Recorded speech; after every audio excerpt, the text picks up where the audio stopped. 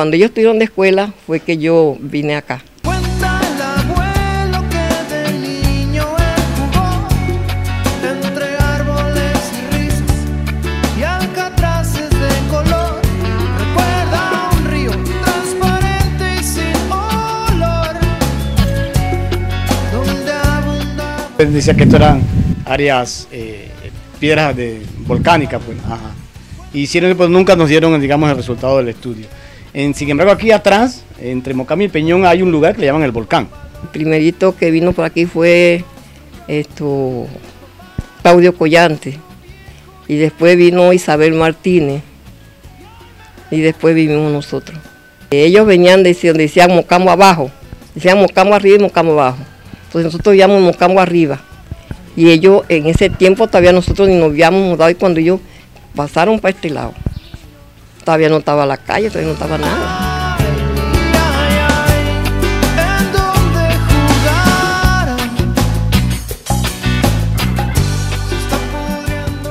Bueno, de ahí cuando ellos estuvieron de escuela fue que yo vine acá. Estos ríos se crecían mucho, pero ellos pasaban y así se criaron ellos, así estudiaron. En ese tiempo las cosas no eran caras, manteníamos de verdura y de cosas, gallina, puerco, palomo, pavo, todo eso criaba yo en la casa y de eso vivíamos. Comían en mucha época también bacalao, que era baratísimo, que supuestamente hablaban que el bacalao era comida de pobre, ¿no? Y nosotros decíamos que cuando llevábamos nuestro lonche para ir a limpiar nuestro monte, llevábamos un pedacito de bacalao con nuestra verdura o nuestro arroz. Pero, bueno, y comíamos mucha fruta también. Lo que era naranja, toronja, mandarina, y de lo que mi papá sembraba mucho, que era tomate, pepino. Mi mamá también hacía mucho, o toda historia, mi mamá hizo fue arroz con coco. Comía mucho arroz con coco. Y recuerdo que el regalo de cumpleaños de nosotros en toda época era tostar arroz y con gallina guisada y macarrones. Esa era nuestra comida tradicional, ¿no?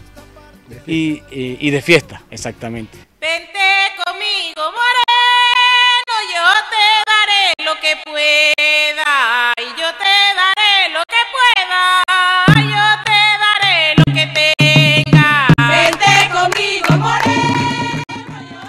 Las fiestas eran tamborito y cumbia, era lo que se bailaban, y las fiestas no se hacían en los pueblos sino en las casas.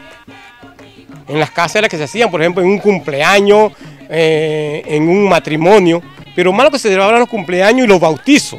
Los bautizos eran las fiestas más grandes, que eran los bautizos. Entonces, la diferencia del baile del tamborito con la cumbia, que eran las dos cosas que se bailaban aquí, y eran tocados por autóctonas, por compañeros vecinos nuestros. Mi abuelo, por ejemplo, que era uno de los músicos renombrados aquí, Juan Garzón. Era uno de los buenos músicos.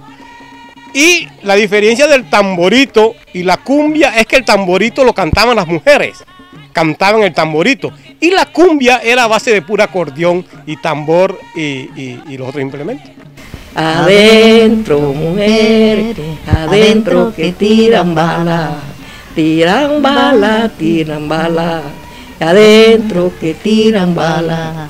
Donde vive, donde come, donde vive Julio Sosa, hojita del Guarumar, donde vive la langosta.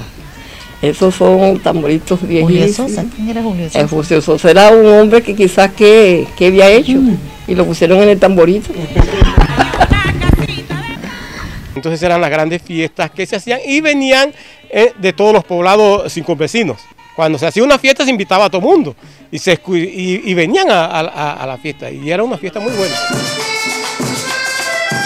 En lo de Mocambo venían de Chivo Chivo, que le decíamos, venían los de Manteca, venían los de Las Lajas y venían gente de Chilibre también. Inclusive aquí cuando se hicieron unos aquí, vinieron una gente de Cerro Azul. No, de Cerro Azul llegaron una gente aquí a esa fiesta. Era muy renombrado, y sobre todo cuando tocaba el mejor, por ejemplo. Era cuando más llegaba la gente a estas actividades.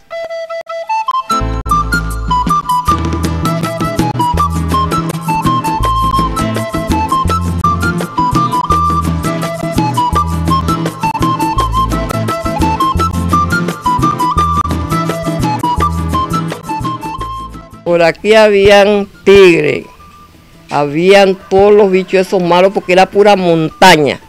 Por aquí era montaña, montaña. Cuando estos señores se mudaron para acá, ellos fue que empezaron a cortar monte, para cortar esa montaña, se lo vio restrojo. Ya, pues ya ese restrojo ya es menos que la montaña, ¿no? Y así fueron trabajando todo esto. Hemos visto perderse ojos de agua, aquí mismo en el Peñón, producto pues del corte de su protección, que es el bosque, es el pozo que Alejandro habla. Ese era pasado un manantial, luego ustedes van a ver, está totalmente seco. De todos esos palos habían muchos palos grandes. Ustedes, aquí esta loma, todo esto así, puro caoba. Atrás de esa loma hacían los montes y cómo se quemaba el caoba ahí. Mucho palos, buenos palos.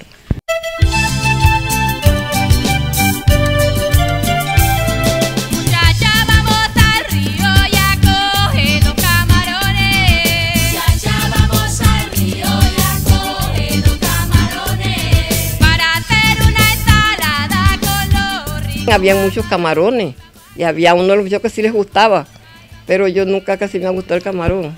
Y yo cogía, yo se lo cocinaba, pero a mí no me gustaba mucho. El que más nos daba a nosotros alimentación, hablando de los ríos, es el río Cárdenas.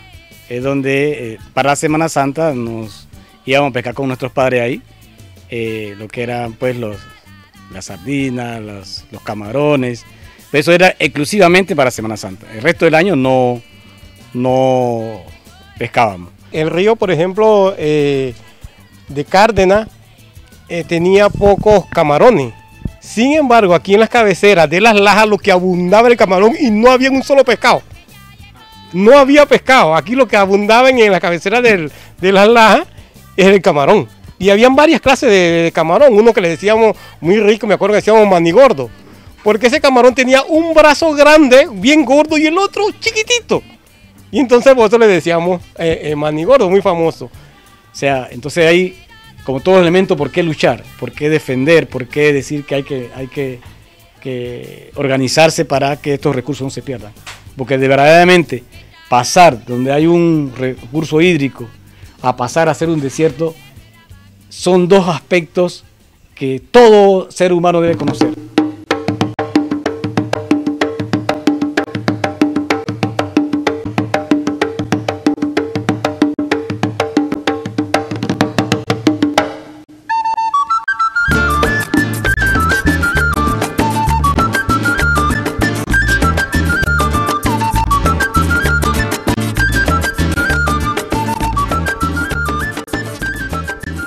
¿Por qué este Cerro Peñón es importante para la cuenca?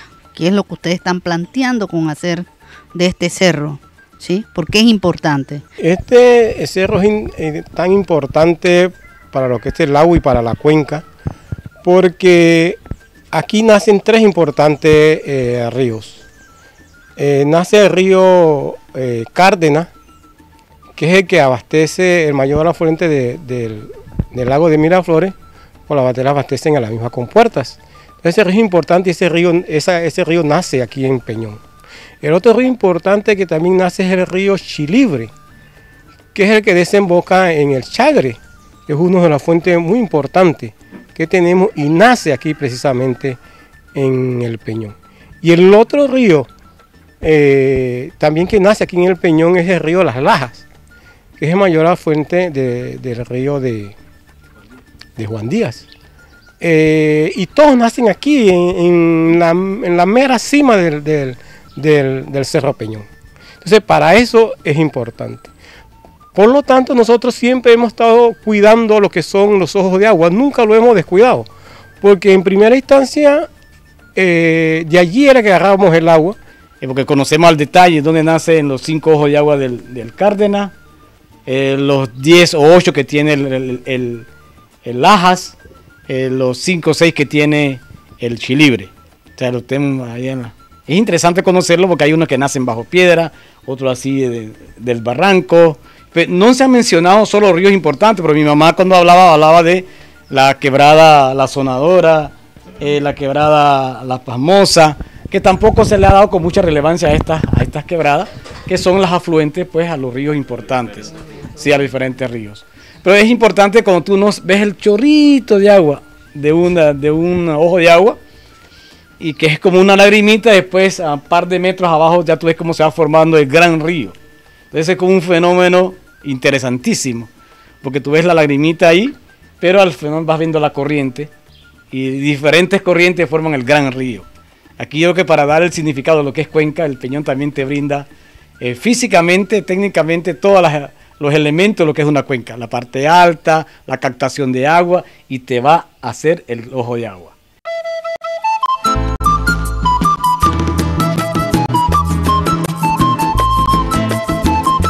Entonces para nosotros es como estar en un lugar muy maravilloso.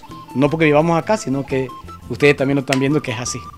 Y que todas las personas han tenido la oportunidad pues de vivir en un lugar, de conocer un lugar como este. Por eso ustedes se dan cuenta que somos peleadores de la conservación y creemos en la conservación. Sobre todo ustedes vienen también con nosotros anunciándonos la lucha por mantener los recursos hídricos. Creo que la gente no logra entender el gran potencial de cuidar los recursos hídricos a donde estén. En Panamá, en Peñón, en Centroamérica, Latinoamérica, a donde sea. Yo pienso que es el corazón del universo, pues, ¿no? De la naturaleza. Por eso veo que lo de nombrar el Peñón como recurso hídrico, reserva hídrica, perdón, sería interesante porque es una cuestión que no se da en muchos lugares, pues.